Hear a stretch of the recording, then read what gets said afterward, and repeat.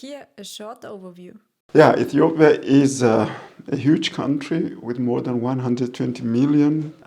It is a landlocked country since Eritrea became independent in 1993. And it is a country with different religions, Christians, Muslims, traditional religions. Majority of Ethiopians do not have access to electricity. So there is not this connection with the grid. And therefore, it is important that Ethiopia builds its infrastructure, electricity as infrastructure for its economic development. How is life in Ethiopia when you grow up on a farm? Before school, we used to work on the farm for about 1 hour, and then we run to the school, which is about 1 hour away from our house. And then after school, more or less, you run back so that you can help on the farm. And in the evening, we had to make our homework. The problem is we don't have electricity, and there is only oil lamp. Around the oil lamp, my brothers and sisters were sitting and try to do our homework in the night. I remember when I came here and when I heard this song of Falco, Keine Schule mehr, nie mehr Schule, that was for me funny and it is interesting because we were so happy to go to school and people are singing here, no school. Welcome listeners to the podcast Global Communicator. Don't believe tourists, we ask the locals. Global Communicator, the podcast. Hello, Belachew. Hi, thanks. Hi, Marco. Nice to meet you. Nice to meet you. Well, a pleasure to have you today here at the Global Communicator podcast. Mm-hmm. The main point why you're here is you're born and raised in Ethiopia, right? Exactly, yes. Mm-hmm. Now you live in Austria. Mm-hmm. So, listeners, you already got a small overview about Belachew, but all in all, I want to thank you at first for all your visits in the last videos, for all your feedback. Thanks for that. It's amazing how fast we grow. And yeah, I'm still breathless when I think, wow, 4 years ago we started this podcast. We are way more than 50, nearly 50 countries now. Okay. Way more than 40, I wanted to say. Mm-hmm. So it's actually Ethiopia, one of our I would say highlights now in this episode, because it's very special and it's a huge African country. So I'm already curious, Belachew, what you're going to tell us. But first of all, tell us a few words about yourself. I already mentioned you're a professor, but give our listeners a small overview about your career. Yeah, thank you so much. Yeah, my name is Belachew Gebrewold. I am a professor of international relations. And I am the head of the department and the studies program here, Department of Social Work. And my main research areas are migration, European-African relations, and African politics. So I have been in this position as head of department for the past 10 years. And I did my PhD and habilitation in the German university system, which is called habilitation. I did in Hamburg, in Germany, northern Germany. And I'm here. I'm happy to be here. Now here in Innsbruck, right? Innsbruck, yes. And we are sitting actually in your office here. Exactly, yeah. So it's quite obvious to see a lot of books, a lot of folders. So yeah, well, it is my passion, books. So reading, writing, sports, and in also learning saxophone. These are my passions, which I am always in these between books and sports and saxophone. It's actually a good mix, sports and reading. So exactly, yeah. That's also why you look so fit. Thank you. But Innsbruck is the perfect city to live for a sportive guy, right? Yeah, that is really. As I told you, I studied in Hamburg, in northern Germany, which is completely flat, and I was very happy that Hamburg is really a beautiful city, but I cannot imagine anything better than Innsbruck and Tyrol because of the mountains, skiing, hiking, and this wonderful nature that is. I think that is, I would say, maybe my best place to live. Yeah. Wow. Yeah. Yeah, happy to hear that. So. Yeah. Yeah, I'm always thinking I'm doubting if I still stay in Innsbruck or not, but after I interview so many international people, they always told me, wow, Innsbruck is such a beauty city to live, and that convinced me to stay here actually. Even I lived many years abroad too, but nowadays so many opinions that Innsbruck is amazing to live. So did you already ski here? Almost every weekend we go skiing. I am not the best skier, but I try my best. Let's get back on track. We are here today to speak about Ethiopia. So first of all, can you give our listeners a general overview about Ethiopia? Yeah, Ethiopia is a huge country with more than 120 million, maybe even it is more. The problem is the statistics is not always reliable, because not all people are registered who are born, especially in the countryside. So we assume between 120, 130 million people, a huge country. It is a landlocked country since Eritrea became independent in 1993. And it is a country with different religions, Christians, Muslims, traditional religions. And also already it is since the 4th century after Christ, Christianity is state religion. So it is probably the first or one of the two first countries in the world to declare Christianity as official state religion. Before all European countries declared that. So it is a very Christian country, and in between there, the Christians and Muslims are more or less half-half. Christianity has determined Ethiopian history for hundreds of years. Okay, very interesting. So religion is a very big thing. And we also will hear that afterwards when we speak more about cultural things. But you already mentioned it's a very big country. It's 120 million people living are there, so population is very high. It's probably the second biggest in Africa, according to population in Africa, right? And and the location is in east of Africa, right? Exactly, yeah. And you have a lot of neighbor countries? Yes, it is, yes, as you said, the second the highly populated or the most populated country in Africa after Nigeria. And neighboring countries are Sudan, South Sudan, Eritrea, Somalia, Djibouti, Kenya. These are neighboring countries, and it has many neighboring countries with similar also cultures and tradition, and also some historical relationships. Well, if we are at general overview, can you tell our listeners the capital, and if people are going there, what we can see there, or what do we expect if we are in the capital of Ethiopia? Yeah, the capital city is in the center of the country. It was moved actually, and then towards the end of the 19th century, it was moved to the capital city, Addis Ababa. But before that, the capital was more in the north.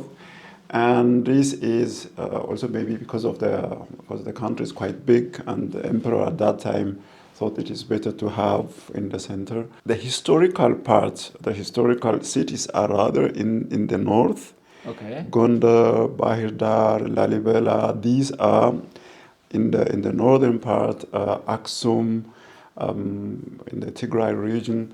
These are historically and politically the most important significant cities to visit. Lalibela is not a very big city, but it is known for churches, for underground churches. The churches are built in the ground, not up in the ground. Instead, they were kind of dug out of stones. And this famous church, Lalibela, which was built in the 13th century. But how come that they are underground? Yes, because it is a very kind of a lot of big stones. And out of these big stones, they kind of carved out these churches. And it is not like catacombs or something like that in Rome. Instead, it is carved out of these very, very big stones, and it is really fascinating. If you, for example, Google in Lalibela or Church of Lalibela, you will come and you will stay more or less on the roof of the church. In order to go to the church, you have to climb down. Was it because it was the easiest way to build churches, or was it because it The was reason forbidden behind. to have religion at that time, or how come that the churches are Yeah. down in? It is interesting. Actually, it is a good question. I don't know exactly what the reason why they built this way. But there are also other churches, for example, on the top of the hills. There are churches also built in a normal way as any other building. Maybe because of the landscape. Maybe people knew that these stones, this place has a good stones, huge stones. Maybe at that time they did not have also other equipments, other building materials to build high. To be honest, I don't know exactly what the reason why they built it. Or it could be also the reason that it is just my assumption. Since the Ethiopian Orthodox Church, we are talking about Orthodox Church, the Catholics are minorities in Ethiopia, and Ethiopian Orthodox Church is a very monastic church. That is, it is a monastery.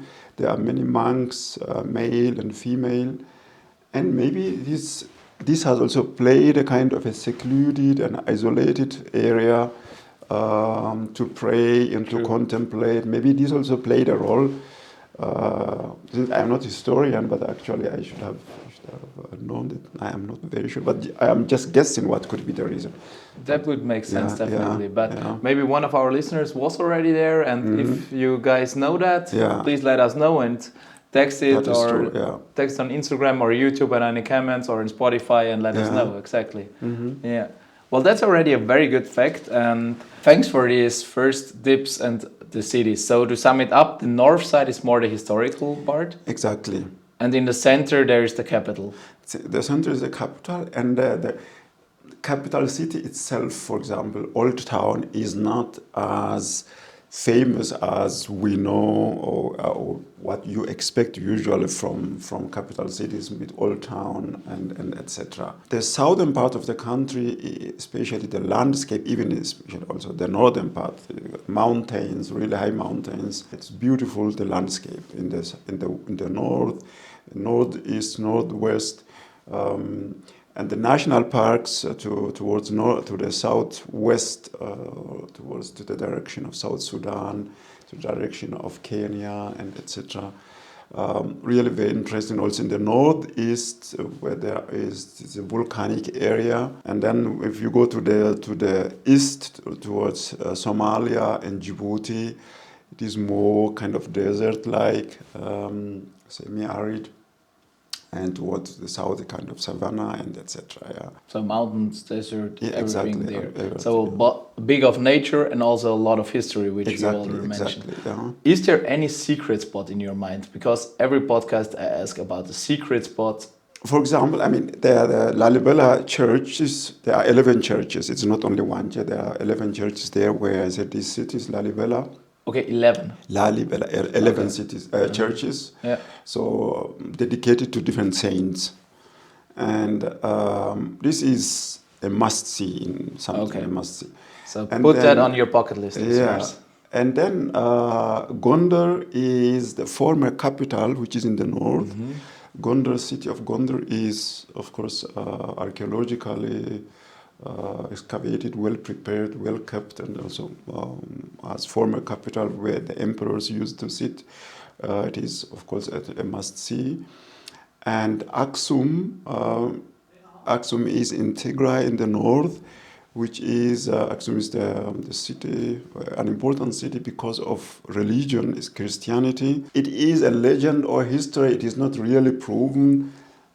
According to Ethiopian Orthodox Church history, they say that the Ark of the Covenant from the Jewish religion, the Ten Commandments, from which we know from history, from Bible, and the Ethiopian Orthodox Church says that this Ark of the Covenant or the Ten Commandments are kept in this church in Aksum. The only thing is you cannot prove or disprove because it is not allowed to examine it scientifically.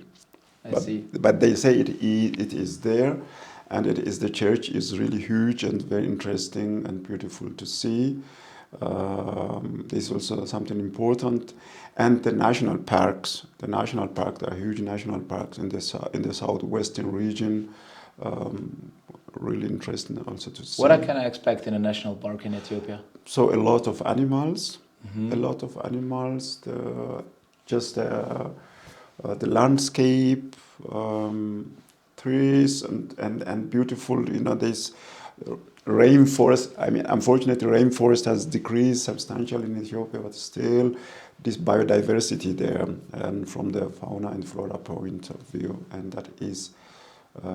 The landscape, as I said, if you like hiking and so that is really very interesting in the northwest as well as in the southwest of the country. Yeah. Well, I think listeners, we got a good overview about Ethiopia. So we had the north, we have the southwest, we had the mountainside, we spoke about deserts and everything.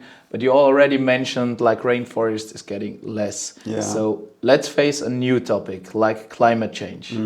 Definitely influence life in Africa in total and general, but also in Ethiopia. What changed in the last years? I grew up in a countryside where my family, my parents are completely dependent on rainfall. So when I was a small boy, before I went to the city, so to the capital city to study, I could observe when the rain comes, when the rain goes, and when the dry season is, when the rainy season is, when the time of harvest and time of sown seeds and etc.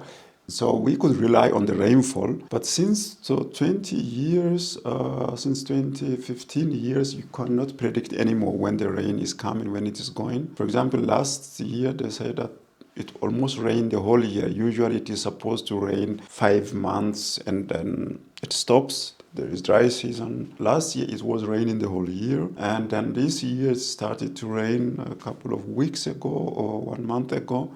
And then it stopped. And then last year when it rained, it destroyed the harvest because it was raining all the time. And so these unpredictabilities of the climate change affecting farmers, especially farmers, and also cattle herders very much because they are completely dependent on rainfall and there is no irrigation system. But did I understand it right? It's too much rain. It is sometimes too much and sometimes it is too little. Okay. Yeah. So last year it was too much because it rained for too long. And then the years before it rained too little and farmers could not cultivate the ground. Okay. So could not cultivate the field and shortage of water, shortage of grass, grazing land for animals. And then the year after it was just the opposite. And this is becoming too frequent. Well, life will be hard to predict, right? Yes, very hard for farmers, yeah. Exactly, and also to gain food. So is food getting more expensive and things like that? Yes, food is inflation because of different economic policies as well, but especially because if you cannot collect your harvest, if it destroys everything, and of course people are going to get hungry and they cannot afford to buy food since they don't have other source of income.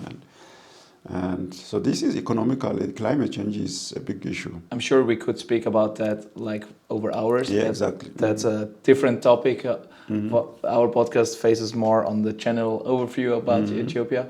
So, well, when we speak about Ethiopia, you always have to speak about political and also security and safety there. And well, as you're an expert in political research, and you even have a book here next to you, right? That's your newest book where you also speak about political research in Africa, if I understood you right in the beginning. Yeah. And can you give our listeners an overview? How is the situation nowadays? Is it safe there? How is political system and everything? Yes, I mean the capital city especially is safe, and many tourists, many friends of mine from here also, Europeans go there on business or to travel or maybe kind of stopover to other African countries to stay for a while. So there are many people who are moving in and out. The security situation in the past years kind of unstable because of the conflict in the northern part of the country, in the western part of the country, conflict between government and rebel groups, and also religious kind of tension between Christians and Muslims. When I was in Ethiopia before leaving for Europe, we did not care about Islam or Christianity. We Christians used to celebrate with Muslims, their feast, and Muslims with us. So we were not thinking about who belongs to which religion. But what has changed in the past decades is this kind of division between Christians and Muslims. This is unfortunate in different parts of the country, and because of this, there is insecurity, and especially because of the war or conflict or civil war, which took place between 2020 and 2022. So there are tensions, and there are also some tensions with Egypt because of the Nile water, because Ethiopia built or has built a big dam, or the biggest dam in Africa. So, I mean, there is no open conflict, but there is some tension between Egypt and Ethiopia as well. Yeah. That's also what I heard, and I also Yeah. want to mention, how do you think, how this conflict go on, and Yeah. will it affect? You know, I mean, it is where I don't understand why people do not understand that it is possible to find a solution. Both Egypt and Ethiopia, they have to understand the interest of the other side. Ethiopia needs the source of electricity because majority of Ethiopians do not have access to electricity. Like my parents, so there is not this connection with the grid, and therefore it is important that Ethiopia builds its infrastructure, electricity as infrastructure for its economic development. And Egypt should not oppose this project. But at the same time, also Ethiopia has to take into account Egyptian interest, because Egypt is almost completely dependent on the Nile water. Generally, I think our human problem is, instead of finding a common solution for a common problem, just either or this trade-off. I think both sides have to take into account the interests of the other side. From the resource point of view, it is possible to find a solution for both parties. And economic growth in Ethiopia could benefit also Egypt. Egyptian economic growth and stability. But that sounds like an easy solution, actually. It's actually, you know, that is the interesting thing in human problems, be it in Ethiopia or anywhere. We don't have resource problem. We have enough resources everywhere in the world. But what we do not have is the will to work together and to see as mutual gain something beneficial. And to some extent, I would say we don't take the problems of the others seriously. And we think about ourselves, and which I find very problematic from the economic point of view as well as from ethical point of view. So that is my philosophy. We don't have resource problem. We have the problem, ethical problems, or problem of the will to see others as partners, not as kind of necessarily as enemies.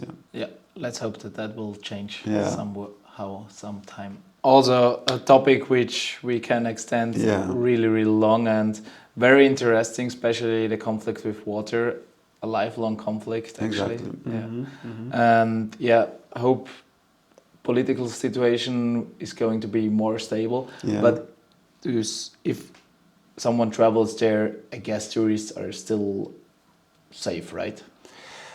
There are regions, maybe it is not necessarily safe. There are regions. Which are the regions which people shouldn't go? I mean, I think it is better to always consult the website of the Ministry of Foreign Affairs of Austria, because they give the details which region is safe and which is not safe. I think it is better to listen to them instead of I saying because that is my kind of subjective. Very good, yeah. Therefore, I rely on the information from the side of Foreign Affairs of Austria. Exactly, listeners. So if you plan to go to Ethiopia, check at first the side of the Foreign Affairs of the Ministry of Austria, and then you know where you should go and where it's safe at the moment, because the situation can change fast, and it always depends when you watch the podcast or listen to it. I'm curious, how is life in Ethiopia when you grow up on a farm? Can you give our listeners a few words? How was your childhood in Ethiopia at the farm? It was a hard time. Before school, that means the school usually used to begin at 9 o'clock in the morning. And before school, we used to work on the farm for about 1 hour. And then we ran to the school, which is about 1 hour away from our house. So we walk there, or usually we run, because to walk you don't have enough time. You have to run to the school. And then after school, more or less, you run back. The school ends after 5 p.m. in the afternoon. And you don't have much time, but try to run home as fast as possible, so that you can help, and also on the field, on the farm, to support your parents. So your parents already expected that you're fast back at home after school? Exactly. They expect there is no chance to play on the way and then have fun. Instead, you have to go back home as soon as possible, because they are expecting. So that was and we did not have time for homework. And in the evening, we had to make our homework. The problem is we don't have electricity. And then we don't have lights in the evening, and there is only oil lamp. Around the oil lamp, my brothers and sisters were sitting and try to do our homework in the night. This was a challenge, and we were always happy to go to school, because outside of school you have to work always. You have to support your family. And when does that start? When did you start to help at the farm? Maybe with 4, 5, 6. Crazy, yeah. Depending on how much you can, it's even small things you start supporting. Yeah. So that is your life. And I remember when I came here, and when I heard this song of Falco, Keine Schule mehr, nie mehr Schule. That was for me funny, and it is interesting, because we were so happy to go to school, and people are singing here, no school. That is the first culture shock, let me say. Well, that's hopefully opened many people their eyes. But if you hear that, then all people around the world should be happy to go to school and learn things. But was your education already that good that you spoke fluent English and that you have been able to go to Europe? Thanks to my parents, my father, my mother, because my father as a farmer is not a happy farmer. He was only forced to become a farmer, because he is rather a technician. But my grandfather wanted him to inherit the farm.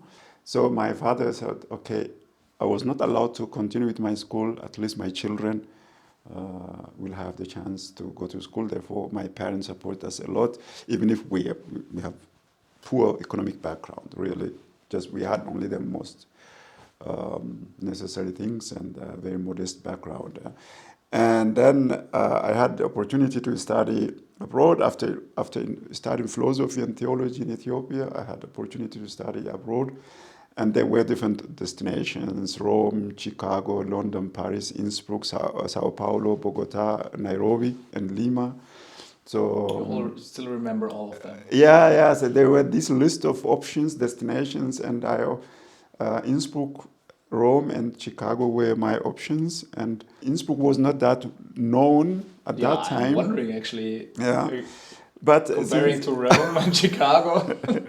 And then they said, "Oh, you go to Innsbruck," because nobody wanted to go to Innsbruck. Okay. And I was the only one who had on the list, on the option list.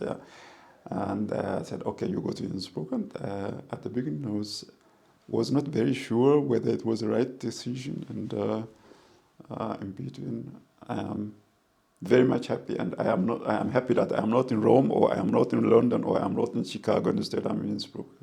If I compare all those things, the advantages, disadvantages, for me, Innsbruck is the best destination. Yeah, cool. So, but to sum it up, your grandfather gave your father the not really an option, but Yeah. he had to stop school to be a farmer. Yeah, And your father gave you and your siblings the chance to go to school. exactly. So all your siblings, Studied, they went to school, they went to university, they studied, and they are just scattered around the country in Ethiopia. And one brother of mine is in the United States, living there. Yeah, very interesting. yeah, thank you. Yeah, thanks for this insight to your life. And well, we speak always about food. Like food Yeah. is one of the best things in the world to Yeah, enjoying that's and true. having the best food. And Ethiopia is actually famed for their variety of spicy Yes, food, right? that's true. Mhm. So, have you any suggestion about any meals which people should try when they are in Ethiopia? Yes, the local food, which is in between, there are also foreign foods coming because of the Asians living, Italian food, and etc. But for foreigners, I mean, your Asian food, Italian food, you can eat anywhere.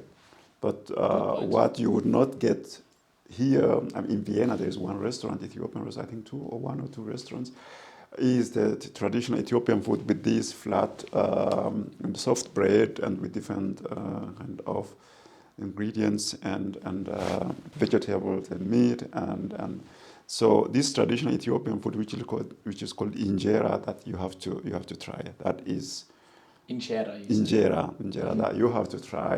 That is one of the most important things. Okay, well, we already have that, and all in all, it's very spicy. And It's very spicy. guys, if you're there, take care because, well, sometimes especially Europeans are not used to Exactly, this. can be too spicy. Yeah, exactly. I just tried it in Vienna, and You know that. people told me that Yeah. it's not even as spicy as in Ethiopia. That is It's true. even less here already, Yeah. but it was already more than enough for me. Exactly. But it was a very good Yeah. and interesting experience. And especially as you mentioned, the bread is amazing. Yeah, yeah.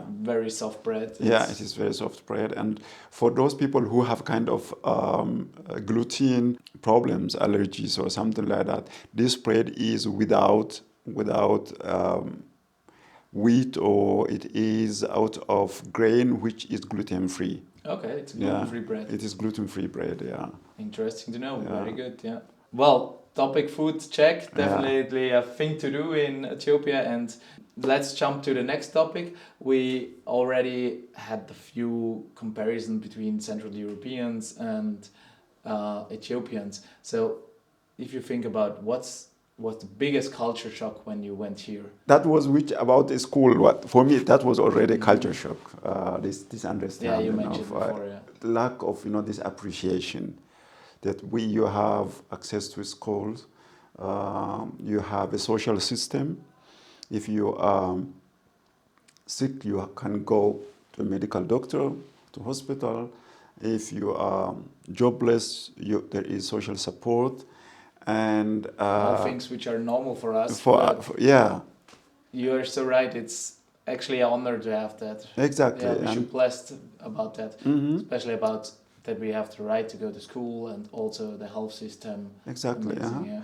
and that people very often do not appreciate that, Mhm. and that is for me the first shock. And also democracy and freedom which you enjoy here, that people do not have the impression now increasingly they do not know to appreciate it. In many countries, not only in Ethiopia, in many countries around the world, you don't have this freedom to express yourself, to organize yourself, to say no and to protest. And many people, I have the impression that they don't appreciate that. And that is, I would say, kind of a culture shock. The other thing is the community-centeredness, which I grew up, neighborhood support and people coming together, sitting for hours and discussing on coffee, something like that, and exchanging ideas. When I came here, I could not observe that. It was, I would say, kind of culture shock. But in Britain, I'm also kind of more Austrian. And I enjoy this kind of freedom.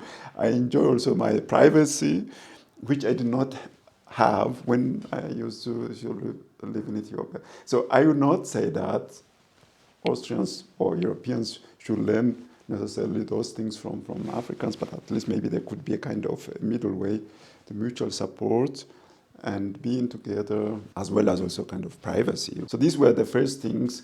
The other thing, I don't know whether it is a culture shock, is the weather. For me, it was too cold at the beginning. Especially in winter time. In the winter time, when I came here, in between I am used to it. It is sad that it is not snowing as much as it used to snow maybe 10, 15 years ago. I love skiing, I love this landscape. Very smart words, especially about health systems, school, and also how people live together. So the middle way would be definitely a nice way. So I'm happy that we are sitting today together, drinking coffee and have a talk about Ethiopia. Exactly. So. Yeah, that's true. Well, in the end, there is always one thing which I added in the end, like important words in your own language. I know Ethiopia has a lot of languages, so there are different dialects and different languages, all from the past, all the cultural history obviously based on this language. But what was your first language actually? It's called Kambata, which is a regional language where I grew up. Just in that region it will be spoken. And then the official language is Amharic, which everyone learns, and in between there are some kind of policy changes, but Amharic is the official language, and also other languages which are similar to my mother tongue, which I learned, and then English, of course, in the school, at the university, academic language.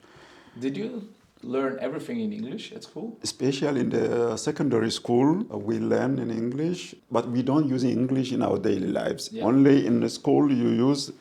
And in the secondary school, in the high school, you are taught in English. Can you tell our listeners some words in Amharic? Yeah. Like hello, how are you, yes, no, or something like that. Or a phrase which you use every day, maybe.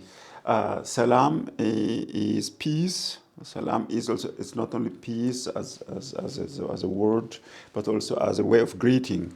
Yeah. Also worldwide known. Yeah, exactly. So it is, you say, Salam, you are saying, hi, how are you? Okay. Or many times, every day we say, Indamin Adark, good morning. But it is, we have a different way of asking. Indamin Adark is not saying that good morning, instead, how was the night? We ask in the morning, how was the night? Okay. In the afternoon, we say, Indamin Walk, that means, Viva the tag, or how was the day? When we meet someone, and instead we ask, how was the first part of the good morning? You say, how was the night? How was the night? How was the time which is past? Well, exactly. Only when you leave, you wish. So when you say, have a good day, then we say the same thing like here. And what was the phrase? How was your night? Indamin Adark. Indamin Adark. Wow, thanks a lot for that. All the insights to your life and also to the Ethiopian overview. Yeah, so, is there anything which I forgot to ask and you would definitely want to mention in the podcast? What I would say is, don't forget to appreciate peaceful, democratic way of life which you are enjoying in Austria or wherever you are, which is not self-evident. And I wish to all people living in Ethiopia or anywhere in Austria to show this appreciation to this peaceful living together and this respect for human rights, respect for democracy, respect for equality and for diversity. These are the things which, maybe because of my profession as well, I would say, to tell people, let us keep this in mind, and that is not very kind of self-evident. Perfect words to end the podcast. Thanks a lot for your time. Thanks a lot for all the insights. And, well, listeners, thanks for listening. Hopefully see you in the next episode again. And let us know if you ever go to Ethiopia. Give us a small feedback about this episode. And hopefully see you again next time. Thanks for listening. And if you like the podcast, please share it and like it. I'm happy for any comment. And follow us on Instagram or on any listening app. I'm happy to hear from you and hopefully see you soon in the next episode. Bye bye!